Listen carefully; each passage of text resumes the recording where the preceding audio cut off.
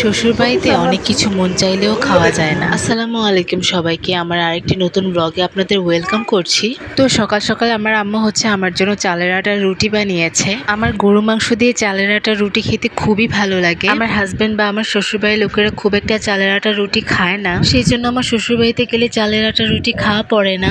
কিন্তু আমার চালের আটার রুটি দিয়ে গরু মাংস খেতে খুবই ভালো লাগে, সেই জন্য আম্মু আমার জন্য সকাল সকালই কষ্ট করে রুটি বানিয়েছে অনেকগুলো। তো আমার এই চালের আটার রুটি দিয়ে গরু মাংস খেতে কি যে ভালো লাগছিল বলে বোঝানো যাবে না। তো আমি একদম তৃপ্তি করে খেয়েছিলাম। আপনাদের কাকরা চালের আটার রুটি দিয়ে গরু মাংস খেতে ভালো লাগে অবশ্যই কমেন্টে জানাবেন। আসলে বাবার বাড়িতে এসে কেমন জানি অলসতা কাজ করে, কোনো ভিডিও করতে ইচ্ছে করে না, কোনো কাজ করতে ইচ্ছে করে না। তো এর মাঝে আর কোনো ক্লিপ নিয়ে নিয়ে একদম দুপুরের বেলা, তো প্রতি বেলায় তো গরুর মাংস খাওয়া হচ্ছে। তো আম্মুকে বললাম যে অন্য কিছু করতে। আমাদের বাসার আগিনাতে অনেকগুলো কচু শাক ছিল, সেগুলো কেটে আম্মু রান্না করেছে। আম্মুর হাতের কচু শাক আমার অনেক বেশি পছন্দ, অনেক বেশি রিচ খাবার। খাওয়ার পরে এই শাক দিয়ে ভাত খেতে অনেক ভালো লাগছিল। দুপুরের পরে আমার হাজবেন্ড এসেছিল আমাদেরকে দেখতে, সাথে করে চিপস জুস টুস নিয়ে আসে। ইদানিং আমার কাছে এই নাচোস চিপসটা খুবই ভালো লাগছে খেতে। আপনারা কে কে এটা ট্রাই করেছেন অবশ্যই কমেন্টে জানাবেন। তো বিকেলের দিকে আমার ভাই আবার প্রতিবেশী আঙ্কেলের বাসার ছাদের উপর উঠেছে আম পাড়তে। তো মাশাআল্লাহ অনেকগুলো আম পেড়েছিল।